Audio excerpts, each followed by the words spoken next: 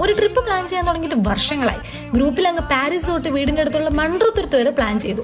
എന്തായാലും finally we made it. Trip plan ചെയ്തിട്ട് next demand എന്താണെന്ന് വെച്ച് കഴിഞ്ഞാൽ ബഡ്ജറ്റ് ഫ്രണ്ട്ലി ആയിരിക്കണം, അടിപൊളി resort, swimming pool, beach side, safety, അങ്ങനെ 100 കൂട്ടം കാര്യങ്ങളുണ്ടായിരുന്നു കേട്ടോ ഞങ്ങൾക്ക് 4 പേർക്കും. എനിക്ക് വേറെ 1 വീക്ക് മാത്രമേ ഉള്ളായിരുന്നു കേട്ടോ ട്രിപ്പ് ഫുൾ പ്ലാൻ ചെയ്യാൻ. ബാക്കി കാര്യം കുറച്ച് ബിസി ആയതുകൊണ്ട് ഞാൻ തന്നെയാണ് ആ ദൗത്യം ഏറ്റെടുത്തത്. അഗ്നോളെ ഗസ്റ്റ് ഹൗസ് എന്ന് പറയുന്ന റിസോർട്ടിലാണ് കേട്ടോ ഞങ്ങൾ സ്റ്റേ ചെയ്തത്. ഞങ്ങൾക്ക് 5000 ആണ് ആയത്. ഇതിലും ചീപ്പായിട്ടുള്ള റിസോർട്ട് നിങ്ങൾക്ക് കിട്ടും. ഞങ്ങൾക്ക് കുറേ ഡിമാൻഡ്സ് ഉണ്ടായിരുന്നു. ആ ഡിമാൻഡിൽ തന്നെ ഏറ്റവും ചീപ്പാണ് കേട്ടോ ഞങ്ങൾ സെലക്ട് ചെയ്തത്.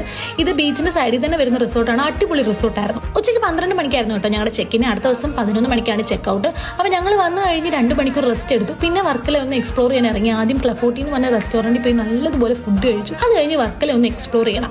ഇതിനു മുമ്പ് ഞങ്ങൾ എല്ലാവരും വർക്കലയിൽ വന്നിട്ടുണ്ട്. പക്ഷേ ഇതിനൊരു പ്രത്യേകതയുണ്ട്. ഇത് ഞങ്ങൾ 4 പേരോട് വരുന്നതാണ്. കുട്ടിക്കാലം തൊട്ട് പ്ലാൻ ചെയ്തിട്ട് അവസാനം ഞങ്ങൾ ഇത് നടത്തി. പിന്നെ രാത്രി ഒരു 8 മണിയായപ്പോഴത്തേക്ക് ഞങ്ങൾ റിസോർട്ടിലോട്ട് തിരിച്ചു വന്നു. അടുത്ത പ്ലാൻ എന്താണെന്ന് വെച്ച് കഴിഞ്ഞാൽ ഇതാണ് ഞങ്ങളുടെ മെയിൻ പ്ലാൻ. കുറേ നേരം ഇങ്ങനെ നിന്ന് സംസാരിക്കുക, എൻജോയ് ചെയ്യുക, ഈ ദിവസം ഏറ്റവും മെമ്മറബിൾ ഡേ ആക്കുക. ഇങ്ങനെ പ്ലാനിങ് മാത്രം ചെയ്യുന്ന നിങ്ങളുടെ ഫ്രണ്ട്സോ കസിൻസോ ഉണ്ടെങ്കിൽ ഒന്ന് ടാഗ് ചെയ്തേക്കുക. അവർക്കും ഒരു പ്രചോദനം ആകട്ടെ. അപ്പോൾ ട്രിപ്പിന്റെ ബാക്കി ഡീറ്റെയിൽസ് എല്ലാം ഞാൻ അടുത്ത വീഡിയോയിൽ കൊടുക്കാം. Okay, by.